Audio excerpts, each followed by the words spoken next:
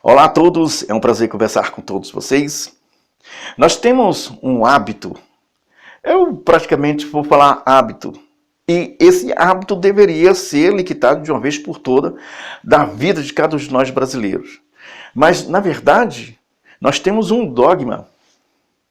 Isso mesmo, um dogma. Isso foi estabelecido a cada um através do sistema chamado governo.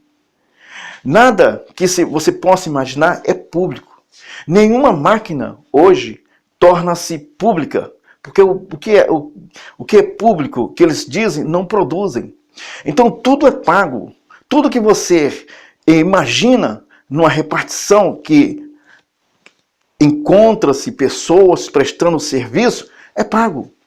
O funcionário que está lá, que fez o concurso, é pago. A cadeira que ele senta foi comprada, é paga. A situação da ação é paga. O prédio é pago. A luz é paga. A água é paga. Então não tem nada público. Tudo é privado. Tudo é do público. Aliás, desculpe, tudo é do povo. Tudo é dinheiro que sai do bolso do contribuinte. Tudo é do contribuinte. O salário de deputados é do contribuinte. O salário do senador, do presidente, dos ministros, o automóvel que ele come, os restaurantes que eles comem, os salários que eles comem, as roupas que eles vestem, tudo sai do contribuinte. Tudo. Hospitais, tudo ali é do contribuinte. Tudo sai dos impostos, do esforço, do trabalho. Tem pessoas que ganham pouco, mas o imposto eles pagam. Tem pessoas que estão ali passando aperto, mas o imposto eles pagam. Para serem servidos da pior maneira possível. Aí nós temos pessoas que usurpam daquele dinheiro. O ladrão é pago. O ladrão que o rouba roubou o dinheiro do contribuinte. E se a gente for explanar muito bem essa situação, a gente vive sob um dogma. Não, aquilo ali é público. Não tem nada público. Tudo é do contribuinte, tudo é pago. Desde tudo que vocês possam imaginar. O carro, gasolina, pneu, manutenção, mecânico. Tudo é pago pelo contribuinte. Eles não podem manifestar-se como senhores de nada, porque eles não têm nada. A pessoa que faz um concurso e passa para um órgão desse, construído, pago pelo contribuinte, ele não pode ser arrogante. Ele não tem o direito de ser arrogante. Ele tinha que ser educado, tratar o contribuinte com respeito, seja ele quem for. Nós, brasileiros, nós temos que ter a ideia de que devemos mudar essa situação. E cobrar isso de maneira clara, objetiva, e impor de maneira objetiva. Isso não é dos senhores. Esse dinheiro não é dos senhores. O carro que os senhores andam, senhores ministros do Supremo, senhores ministros de Estado, senhores deputados, senadores, a luz dos gabinetes, porta, tudo, não é pago pelos bolsos dos senhores. Vocês não fazem nada, não geram nada. Vocês são parasitas. Nós sustentamos vocês para nos servir da melhor maneira possível. E isso inclui desde segurança pública, saúde, educação, tudo isso é pago. É pago, o serviço tem que ser de primeira porque vocês recebem muito bem. Mas o que estamos vendo são situações bem adversas, bem avessas dessas condições que eu estou falando para vocês. Se não houver uma mudança agora, nós vamos continuar com essa ideia de que o dinheiro é público, que o deputado pode roubar, que o presidente pode roubar, que o senador pode roubar, que os ministros de Estado podem roubar, que as delegacias, os presídios não podem prender esse tipo de ladrão. Se continuarmos desse jeito, a coisa vai sim ficar avessa. O povo é que deveria ser culpado por não permitir que eles roubem. E se roubasse, também tem que pedir o porque facilitou. Então nós estamos num beco sem saída.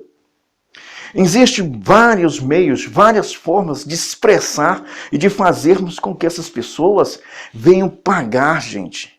Pagar. Um policial, a arma que ele usa é do contribuinte. As balas, o uniforme, a casa, tudo é do contribuinte, tudo sai do contribuinte. As viaturas, tudo sai do contribuinte. O cidadão que presta serviço de segurança, ele tinha que prestar serviço de segurança ao cidadão honesto. E aquele honesto que roubou tem que ser preso. Isso inclui também o funcionário da segurança, o funcionário da saúde, o funcionário da educação. Roubou tem que ser preso. De coronel ao soldado tem que ser preso. Não tem diferença nenhuma de um coronel para um soldado. Se o coronel rouba 100 mil, o soldado rouba 100 mil, é o furto qualificado, é o mesmo furto, são iguais.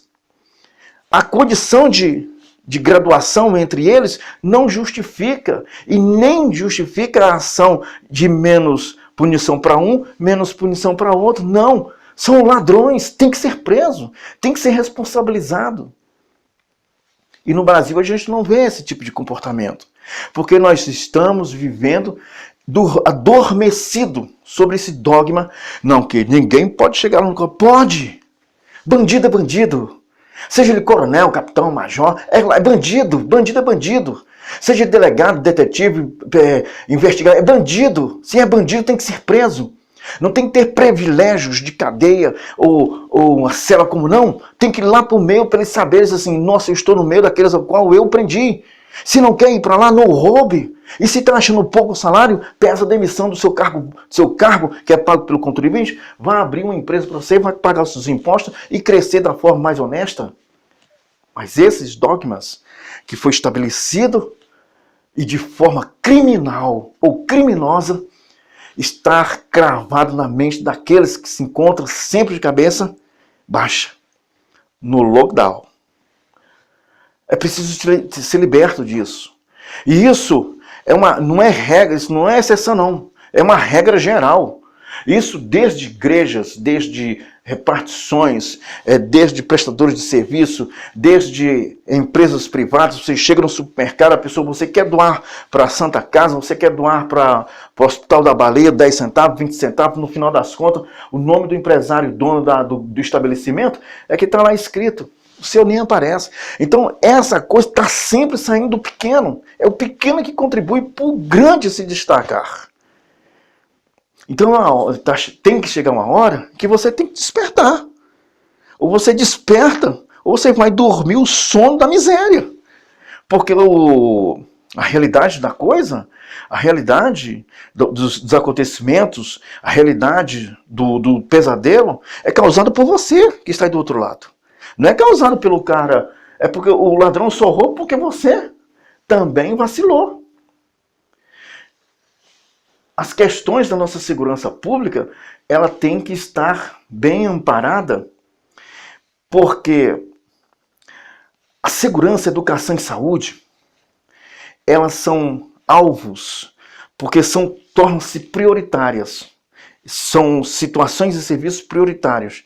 Então, esses serviços prioritários, eles são mais alvos de furto, de roubo, de qualquer um outro que você possa, por exemplo, dizer que não tem valor.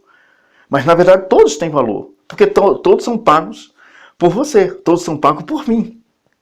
Então, o que está acontecendo? Então, para se resolver esse problema, é preciso que os funcionários do povo prestem um excelente serviço para o povo, para que o povo possa satisfazer-se em ter orgulho de trabalhar, em ter orgulho de pagar seus impostos, porque a maioria não paga seus impostos porque não vê os resultados surgirem da melhor maneira possível. Por isso que as pessoas não contribuem da melhor maneira possível. Os grandes contribuem porque tem um retorno na fonte, mas quando você tem uma exceção de imposto de renda até 21 mil, em que você não tem esse retorno para você, seu dinheiro praticamente entra por um buraco e sai para o outro. Você não vê resultado para você. Mas para quem tem imposto de renda, que tem na fonte, um resgate na fonte, esse tem. Ele pode pegar todas as suas notinhas, tudo que gasta, ele oferece imposto de renda, a empresa que passou a nota também paga, ele também paga, e no final das contas todos são ressarcidos pelo imposto de renda, mas o que está isento até 21 mil, esse não vê resultado nenhum. Por isso, ele fica no anonimato. Olha, compra só vai pagar os pequenos impostos, mas ele fica anonimato, ele não tem retorno. O dinheiro dele simplesmente, não, esses milhões aqui, esses bilhões aqui, era para saúde, educação e segurança. Não.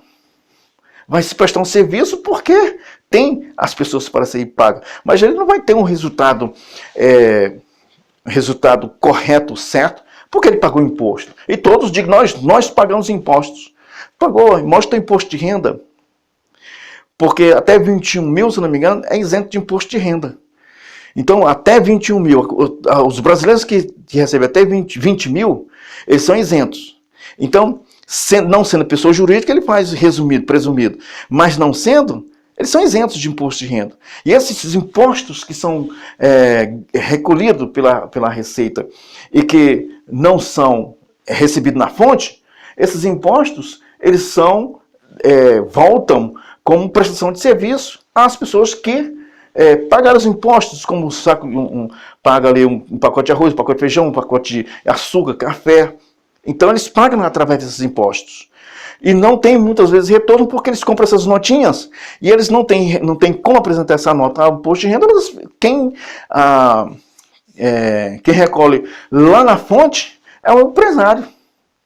É o empresário que emitiu a nota, então ele recolhe lá na fonte e vai ser ressarcido desses valores que ele pagou. Então, é preciso ter muito cuidado em relação a isso. É um outro assunto que nós vamos tratar, mas é só para esclarecer um pouquinho que quando você está isento, não paga os impostos, não tem um retorno na fonte, esse serviço de qualidade que você tem é esse que nós temos aqui. É isso que nós temos. Simplesmente isso. Até nisso nós temos uma diferença e às vezes o povo não sabe disso. Mas tem que ter muita preocupação, tem que buscar os meios, porque essas pessoas também que ganham até 20 mil e que não recebem da fonte, se essas pessoas tivessem desenvolvimento, educação, tivessem um estudo de qualidade, tivessem uma infraestrutura dada pelo Brasil em promover emprego, promover como podemos dizer, a infraestrutura geral, como por exemplo saneamento, educação, e fazer com que houvesse investimentos nas partes mais essenciais, as pessoas que ganham 10 mil poderiam subsidiar, ganhar 15, 20 mil, 30 mil, poderiam pagar os seus impostos e receber na fonte. Mas se, por exemplo, uma quantidade de pessoas que ganham a base a menos do que isso, e não vão sair disso, se não tiverem recursos para pagar uma faculdade, estudar um pouquinho, melhorar, então eles não vão sair disso. Vão simplesmente ficar nessa situação. Aí é preciso muito mais do que simplesmente um sacudimento para sair dessa situação difícil que estão vivendo. É justamente tentar fazer uma poupança ali forçada e fazer com que os filhos possam chegar à faculdade e ali eles possam ter uma vida diferente dos pais. Mas a base da pirâmide em relação a essas pessoas que sustentam esse elefante branco, vive nessa situação. Por isso que a gente vê tanta gente passando por necessidade de aperto, porque não tem, não vê e faz o melhor possível para se ter pelo menos um retorno garantido daquilo que eles estão fazendo, que não acontece e não vem. Olha o nosso SUS aí, né, que essa quantidade de pessoas também são atendidas, e essa quantidade de pessoas se expõe mais às condições subhumanas, não tem saneamento, então ficam mais desprovidos e mais fragilizados em relação a pegar uma doença, pegar um problema de saúde, e para o SUS. E aí a gente vê do atendimento do SUS. E agora, aproveitando dessa situação, nós aí contamos com essa pandemia e esses políticos que estão tirando excelentes aproveitos dessas condições subhumanas que são vistas e praticadas no Brasil por cada um desses políticos. Um abraço a todos e até mais.